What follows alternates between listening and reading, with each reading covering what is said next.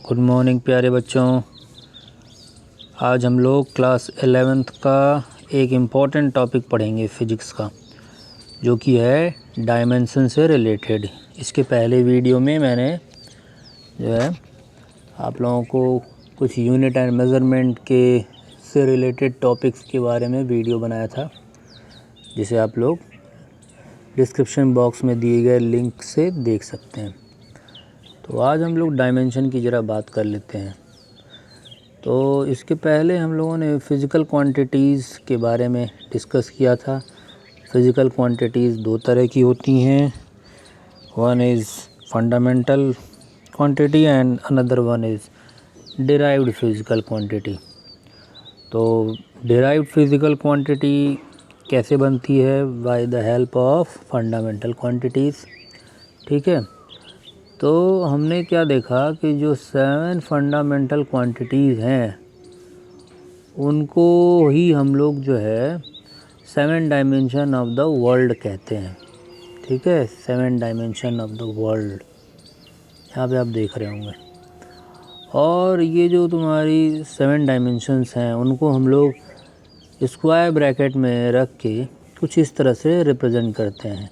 जैसे for example dimension of length that is capital L, और उसको हमने स्क्वायर ब्रैकेट में इनक्लोज कर दिया। Similarly for dimension of mass that is capital M, dimension of time that is capital T, dimension of electric current that is capital A, dimension of thermodynamic temperature that is K, dimension of luminous intensity that is CD that came from candela, dimension of amount of substance that is mole, है ना।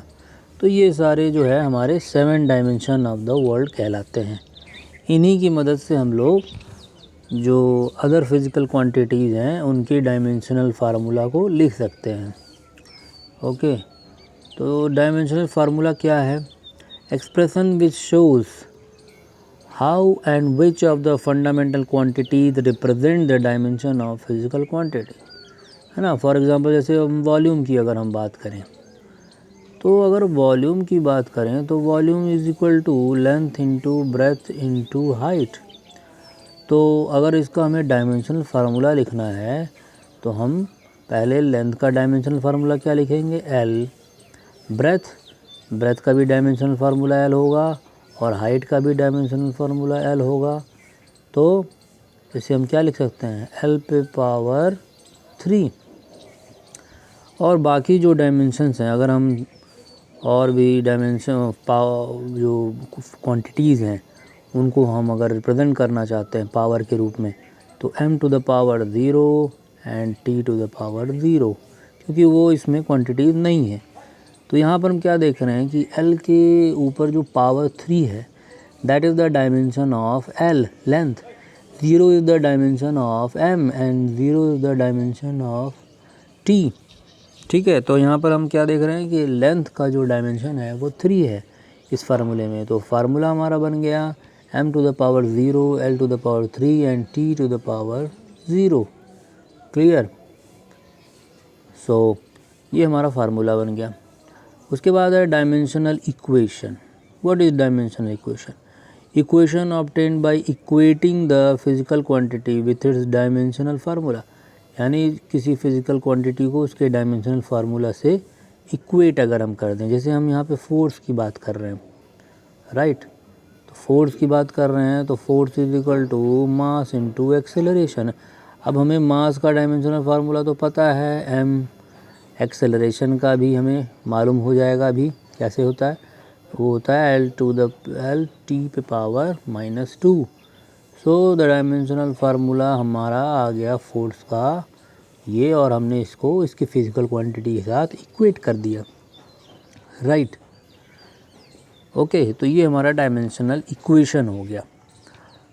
Now some important dimensional फार्मूले, कुछ important फार्मूले हम लोग यहाँ पर देख लेते हैं। बहुत सारे फार्मूले बनाए जा सकते हैं।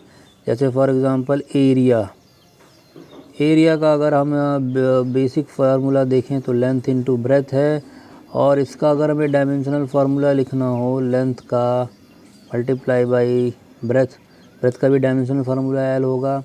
तो हम इसे कैसे लिख सकते हैं, m to the power 0, l to the power 2 and t to the power 0। ठीक है, ये इसका डायमेंशनल फार्मूला बन गया। सिमिलरली वॉल्यूम का हमने देख ही लिया। डेंसिटी का चलो हम लोग देखते हैं। डेंसिटी इज इक्वल टू होती है मास अपॉन वॉल्यूम। सो मास अपॉन वॉल्यूम, मास का डायमेंशनल फार्मूला m होता है, वॉल्यूम का हमने देखा अभी l टू द पावर 3, तो ये क्या बन जाएगा, l m पे पावर 1 रहेगा, l पे पावर -3 और t पे पावर 0, क्योंकि वो है नहीं। तो ये हमारा डायमेंशनल फार्मूला बन के तैयार है डेंसिटी का। ओके, तो इस तरह से हम लोग कई क्वांटिटीज़ का डायमेंशनल फार्मूला यहाँ पे देख सकते हैं। एक्सेलरेशन की भी बात कर लें। एक्सेलरेशन क्या होता है, change in velocity upon time. Change in velocity, velocity का क्या होगा, l to the power -1 divided by t, that is l t to the power -2। Okay, ठीक है। तो एक्सेलरेशन का भी इसी तरह से बन गया। मोमेंटम, मोमेंटम का क्या होता है,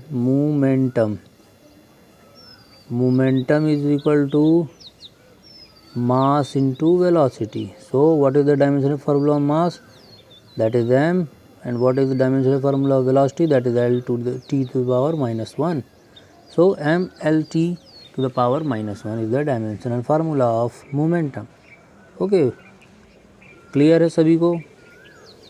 ठीक है, तो फिर इसमें अगर आपको कोई डाउट होता है तो आप कमेंट बॉक्स में पूछ सकते हैं, और इस पर मैं जो है और भी कुछ वीडियोस बनाऊंगा जिसे आप लोग देखेंगे फ्यूचर में। ओके, तो फिर मिलेंगे हम लोग नेक्स्ट वीडियो में। तब तक के लिए goodbye and take care.